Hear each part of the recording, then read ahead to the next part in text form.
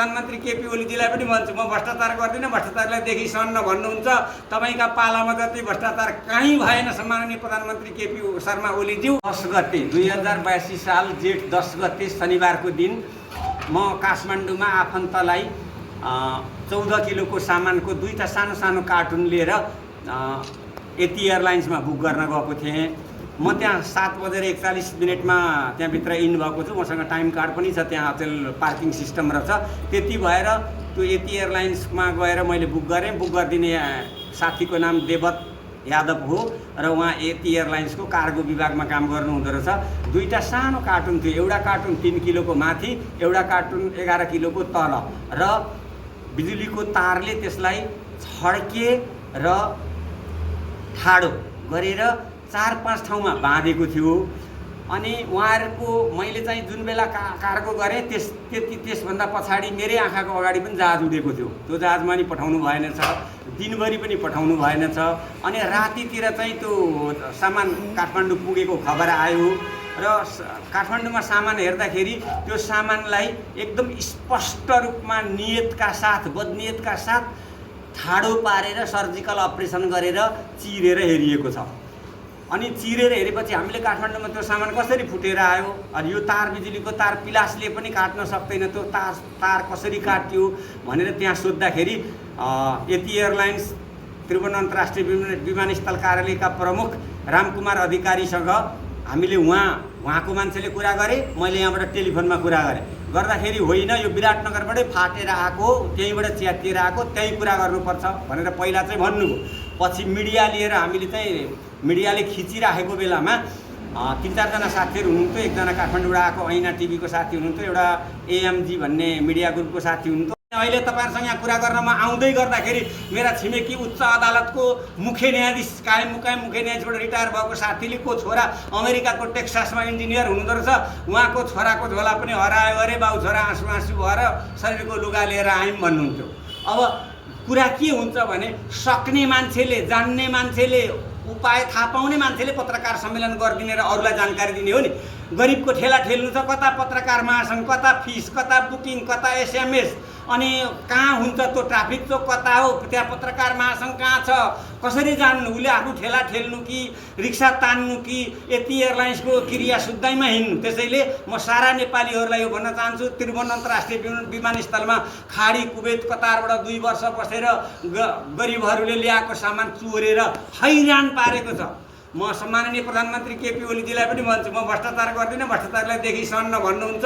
तपाईँका पालामा जति भ्रष्टाचार कहीँ भएन सम्माननीय प्रधानमन्त्री केपी शर्मा ओलीज्यू। अब हुँदा अहिले त्रिभुवन अन्तर्राष्ट्रिय विमानस्थलमा 400 भिजिट भिसामा एक दिन मान्छे उडाउने, एकजनाको 3 लाख घुस खाने, 3 लाख × 400 12 करोड हुन्छ। अब शनिबारको राति पनि दिउँसो पनि अन्तर्राष्ट्रिय विमानस्थल बन्द हुँदैन। एक दिनको तपाईँहरू फेरि क्यालकुलेटरमा हान्नु होला, 400 × 3 लाख गर्नुहोस्, 12 करोड हुन्छ। र त्यो शनिबार पनि बन्द हुँदैन, दसैँ तिहार कहिले पनि बन्द हुँदैन भने 1 महिनामा यदि 30 दिन हुन्छ तपाईँले भन्नुभयो भने 3 अर्ब 60 करोड हुन्छ त्यसको। अब 3 अर्ब 60 करोड चाहिँ एउटा चिजबाट घुस खाने त्रिभुवन अन्तर्राष्ट्रिय विमानस्थलमा हो भने सम्माननीय प्रधानमन्त्रीज्यूको म भ्रष्टाचार गर्दिनँ, भ्रष्टाचारलाई देखिसन्न भन्ने उखान टुक्काको पनि अब त्यसको त्यहाँभन्दा ठुलो बदनामी केही हुँदैन। नम्बर 1। कानुनी कारवाही त अब यो हामीले नै गरेको, यो के कराए हिन्दीमा, नेपालीमा यो कथनीकरणी हाम्रै हो।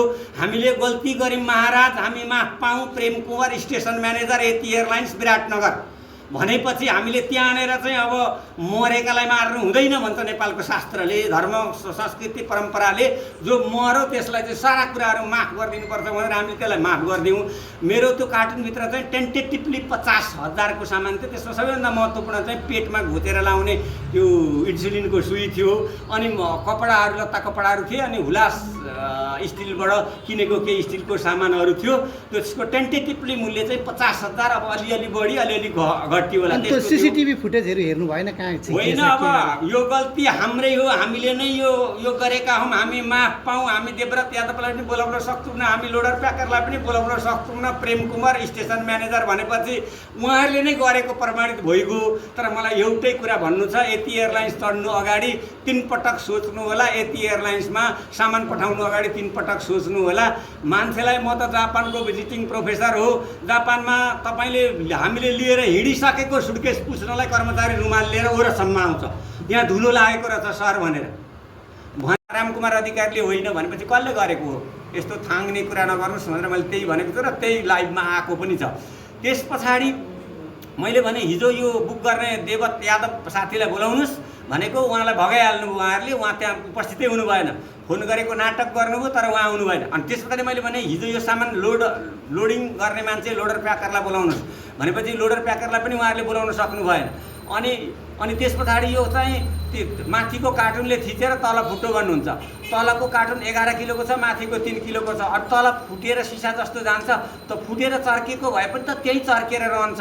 त्यो नभइकन एकदम स्पष्ट तपाईँहरूले फोरेको छ भनेपछि प्रेम कुमार यति एयरलाइन्स विराटनगर एयरपोर्टको प्रमुखले हाम्रो गल्ती भयो, यो हाम्रो गल्ती हो, हामी यसलाई सकार्छौँ, आइन्दा यसो गर्दैनौँ, माफ पाऊँ भनेर घोप्टो परेर नमस्ते गर्नुभएको छ। त्यो पनि एएमजी मिडिया र ऐना टिभीमा आएको छ। अब आजतिर आउँछ होला, उहाँहरू एडिट गर्दै हुनुहुन्छ।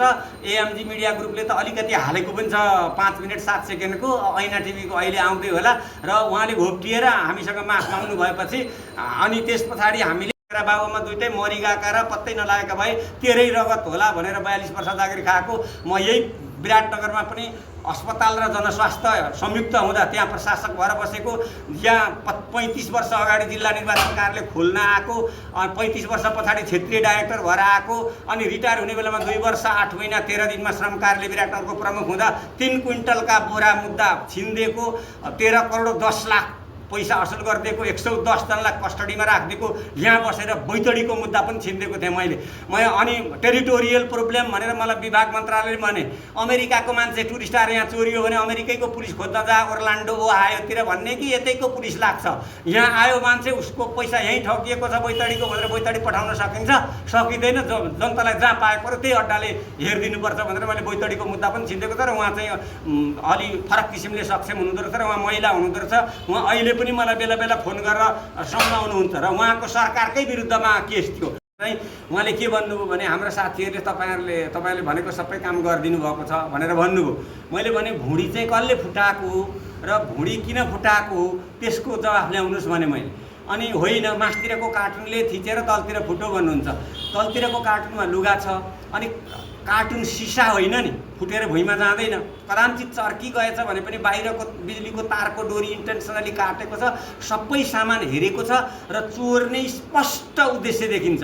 त्यस पछाडि पछि त्यसमा सेन्डर प्रेमप्रसाद सन्देल भनेर 2टा चाहिँ मोबाइल नम्बर मेरो राखेको थियो, त्यो हेरेपछि फेरि लु नपच्ने रहेछ भनेर फेरि त्यही कार्टुनमा हालेर राति पठाएछन्। अब त्यस पछाडि अनि उहाँ रामकुमारजीलाई पनि मैले भने, यो फोडेको तपाईँले काठमाडौँमा हो कि यहाँ हो भन्नुहोस्, यस्तो केटाकेटी कुरा नगर्नुहोस् भनेर मैले उहाँलाई भनेपछि उहाँको बोल्ती बन्द भयो, उहाँ चुप लाग्नुभयो। त्यस पछाडि स्टेसन म्यानेजर हुनुहुँदो रहेछ प्रेम कुमार, उहाँसँग हामी भित्रै त्यो चाहिँ जुन ठाउँबाट बोडस हुन्छ त्यो भित्रै गएर हामीले चाहिँ कुरा गऱ्यौँ। अनि कुरा गरिसकेपछि त्यहाँ अब एक प्रकारको के भन्ने, अब हल्ला जस्तो भयो, अब डिस्कसन जस्तो भयो। त्यस पछाडि उहाँहरूलाई त्यहाँका मानिसहरूलाई लिएर, त यति एयरलाइन्सका मानिसहरू लिएर फेरि कार्गो डिपार्टमेन्टमा प्रहरी समेत लिएर हामी आयौँ। अनि त्यहाँ आउँदाखेरि यो हामीले फुटाएको होइन भनेर प्रेम कुमारले भन्नुभयो। मैले सिक्युरिटी चेक गरेर सिक्युरिटी क्लियरेन्सको ट्याग लगाएर ल्याएर तपाईँहरूलाई दिएर यो लासलाई मोरो भन्छ नेपालीमा, मोरो कसे जस्तो कसेको र बिजुलीको तारले बाँधेको सामान तपाईँहरूले तार काटेर हरेक सामान देखिने गरेर एकदम भेगियारी अनुभवी मान्छेले चाहिँ भित्र कति सामान छ भनेर उसले काटेको ठाउँबाट सबै